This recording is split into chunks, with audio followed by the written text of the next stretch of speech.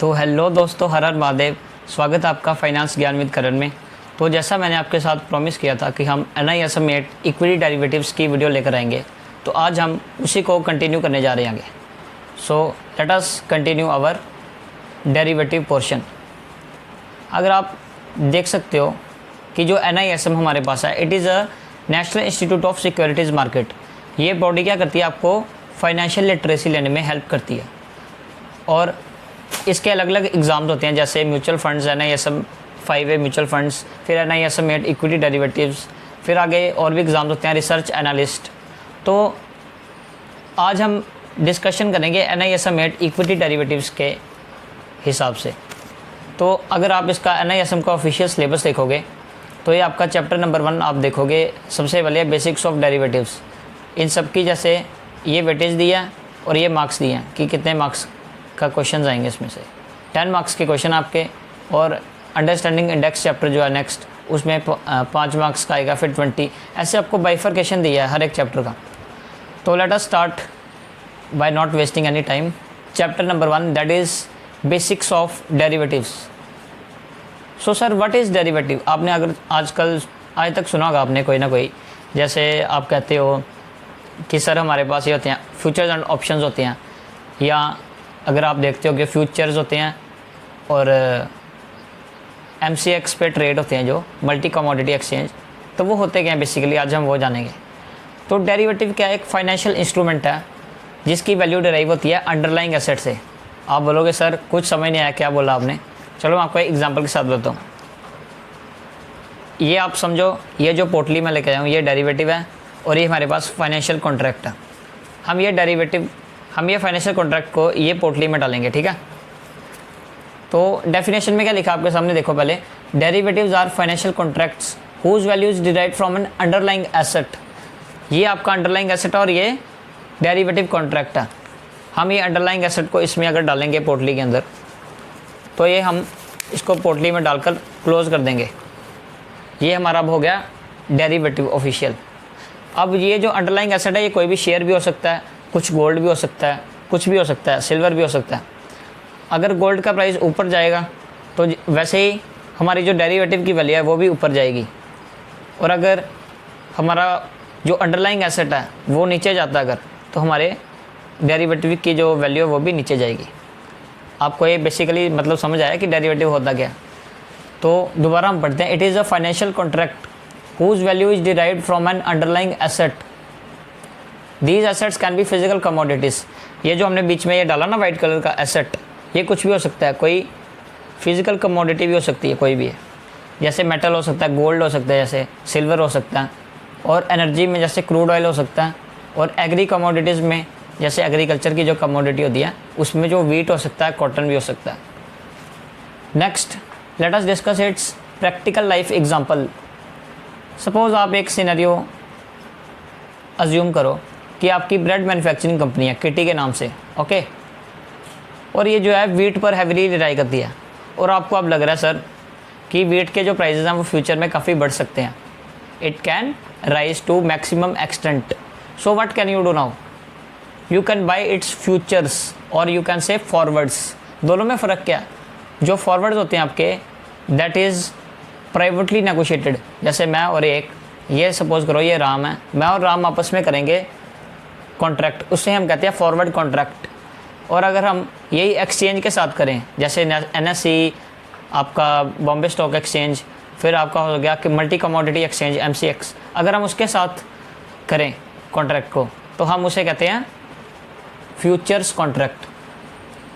और it is used for hedging purposes. Hedging क्या? जैसे मैंने आपको बताया कि हमें डर है कि आज जैसे वीट का रेट 50 रुपये के जी है, फ्यूचर में वो 70 रुपये के जी हो सकता है। तो हम क्या एक डॉक्यूमेंट लेंगे जैसे वाइट कलर का, हम उस पर लिखेंगे कि हाँ at this day in future date you will sell me wheat at the rate of 60 पर के जी। इससे हमने क्या किया, हमने अपने रिस्क को हैज कर लिया। हैजिंग का मतलब यही होता है कि अपने रिस्क को मिनिमाइज़ करना, उसको कंट्रोल करना। जैसे अभी हमें लग रहा था 70 हो जाएगा, हमने 60 पे कॉन्ट्रैक्ट डन कर दिया। और अब अगर आप अपनी थोड़ी बुद्धि लगाओगे तो आप सोचोगे कि सर वो जो हमारे जो सेकंड पार्टी थी, जैसे ये राम था, इसने क्यों नेगोशिएट किया कि मैं आपको 60 रुपये पे दूंगा? क्योंकि भाई ये जो राम है ये सोच रहा है कि जो वीट का जो प्राइस है वो 60 या उससे नीचे रहेगा, और इसके पास ऐसे राम के पास ऐसे मेरे जैसे हज़ारों कस्टमर्स हैं जो ये सोचते हैं कि प्राइस बहुत ज़्यादा हो जाएगा 70, तो वो फ्यूचर्स कॉन्ट्रैक्ट बाई करते हैं। तो ऐसे ही डेरिवेटिव मार्केट में फ्यूचर्स एंड ऑप्शंस चलते हैं। तो ये आपका एक डेमो था कि डेरिवेटिव कैसे वर्क करते हैं। नेक्स्ट अगर हम देखें तो नेक्स्ट टॉपिक हमारे पास आ रहा है growth of global derivatives market. ये आपको NISM ने कुछ बताया। Over the last 50 years the global derivative market has grown rapidly due to, इसके रीजंस दिए आगे। High price volatility. अब क्या होता है डेरिवेटिव में ट्रेडिंग कब होती है? जब वॉलेटिलिटी बहुत ज़्यादा हो। जैसे अब प्राइस अगर अब इस लेवल पे 550 चल रहा है, फिर 560 हो, फिर 570 हो, फिर 500 पे आ जाए। It is a volatile market. ऐसे मार्केट हमेशा ऐसे ऐसे मूव करती है, कभी भी ऐसे स्ट्रेट लाइन में ऊपर नहीं जाएगी। तो इससे जो है हाई प्राइस वॉलेटिलिटी भी होती है। और मार्केट क्यों ग्रो कर रही है ये उसके रीज़न हम जान रहे हैं। Next is your global financial integration. Investors can now trade across borders non easily leading to higher demand for risk hedging instruments. कि ग्लोबल जब मार्केट्स जैसे न्यूयॉर्क स्टॉक एक्सचेंज है, NSE है, BSE है, जब ये सारी मार्केट्स आपस में इंटीग्रेट करती हैं तो जो मार्केट है डेरिवेटिव मार्केट वो बहुत बड़ा बन जाता है। जो फ्यूचर्स की अपना जो फॉरेन की कंपनीज़ हैं जैसे एप्पल, माइक्रोसॉफ्ट, वो भी डेरिवेटिव कॉन्ट्रैक्ट्स हमारे साथ एंटर कर सकती हैं। तो इससे क्या डेरिवेटिव मार्केट ह्यूज बनता है। तो एक और आपको एक प्राउड इंडियन वाली फीलिंग दिला दूँ कि as of 2025 national stock exchange holds the world's largest derivative market. जो हमारा NSE है वो सबसे बड़ी डेरिवेटिव मार्केट है पूरे वर्ल्ड की। तो आपको प्राउड होना चाहिए भाई, इंडिया इतनी ग्रोथ कर रहा है हमारे आज के समय में। और हमारे पास जो ग्लोबल डेरिवेटिव मार्केट है वो क्यों रैपिडली ग्रो कर रही है? First reason high price volatility, second is global financial integration. सभी स्टॉक एक्सचेंज जो है वो आपस में ट्रांजैक्शंस इजीली कर सकते हैं। Next is your technological advancement. जैसे अब आज से अगर आप 40-50 साल पहले देखो तो क्या होता था, एक फिजिकल पेपर में एंटर होते थे सभी कॉन्ट्रैक्ट्स। आजकल तो भाई सब कुछ क्लिक्स का मामला, सिर्फ एक दो क्लिक करो और साथ में आपको कॉन्ट्रैक्ट एंटर हो जाता है। Next is your better risk management awareness. Business में जो है और जो इन्वेस्टर्स हैं अब वो थोड़े समझदार हो गए हैं, वो क्या करते हैं रिस्क को मैनेज अच्छे से करते हैं अब वो। Next is your innovation in products. अब नई नई इनोवेशन आती है हमारी डेरिवेटिव मार्केट में। जैसे अब एक स्ट्रेटजी है स्वैप स्ट्रेटजी, ये हम आगे डिस्कस करेंगे। बेसिकली इसमें इंटरेस्ट से रिलेटेड ये स्ट्रेटजी होती है। तो ऐसे नए नए जब मार्केट में इंस्ट्रूमेंट्स आते हैं तो उससे भी ग्रोथ होती है डेरिवेटिव मार्केट की। यार जैसे अपना टाटा कंपनी जब नई गाड़ी निकालती है, अपना EV निकालती है, कुछ भी निकालती है, पंच निकालती है, टाटा पंच, तो उससे क्या होता है जो मार्केट है टाटा की वो ग्रो करती है, नए बायर्स आते हैं। वैसे ही हम डेरिवेटिव मार्केट में भी ऑलरेडी इतने चल रहे हैं जो कॉन्ट्रैक्ट्स हैं, फ्यूचर्स हो गए, आपके ऑप्शंस हो गए। तो उसके साथ साथ अब जब आप नए कॉन्ट्रैक्ट लेके आते हो मार्केट में तो मार्केट की ग्रोथ होती है। जैसे हम अभी मैंने आपको बताया कि हम स्वैप्स लेके आए हैं। नेक्स्ट इज़ योर, अब आपको एक बहुत इंटरेस्टिंग फैक्ट बताता हूँ मैं कि ये जो डेरिवेटिव्स थे ये कभी भी इसलिए लाए नहीं गए थे कि हम इसको ट्रेडिंग करें या इससे मुनाफा कमा सकें।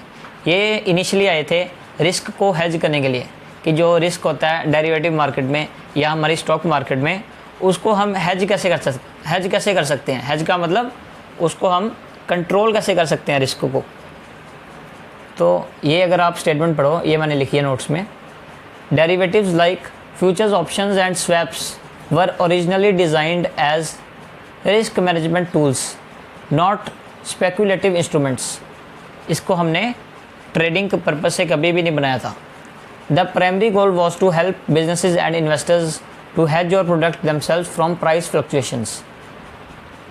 डेरिवेटिव का मेन मकसद क्या था, वही अपना वीट वाला जो कॉन्ट्रैक्ट कि जो 60 से 70 चल जाए उसका रिस्क जो होता है वो बिज़नेस मिनिमाइज़ कर लेते हैं डेरिवेटिव कॉन्ट्रैक्ट को ख़रीद कर। तो उसका बेसिकली पर्पज़ वो था। और आजकल की पब्लिक में देखता हूँ जेब में 1000 रुपया होता है और सपने होते हैं 1000 से 1 लाख बना लेंगे। अरे भाई ये डेरिवेटिव जब फ्यूचर्स एंड ऑप्शंस हैं ये सब चीज़ों के लिए कभी भी नहीं होते। आपको खुद से एनालिसिस करना पड़ता है। और जिनको 20-20 साल हो गया मार्केट में वो नहीं भाई इससे कमा पा रहे। आपको एक फैक्ट बताऊं तो जितने भी इन्वेस्टर्स ट्रेड करते हैं फ्यूचर्स एंड ऑप्शंस में, तो उनमें से आपका 90% जो है वो लॉस करते हैं, और जो 10% प्रॉफिट भी कर रहे हैं उनमें से भी जो लोग हैं कुछ वो ट्रांजैक्शन कॉस्ट में या इधर उधर की कॉस्ट में बहुत कम मुनाफा कमा पा रहे हैं।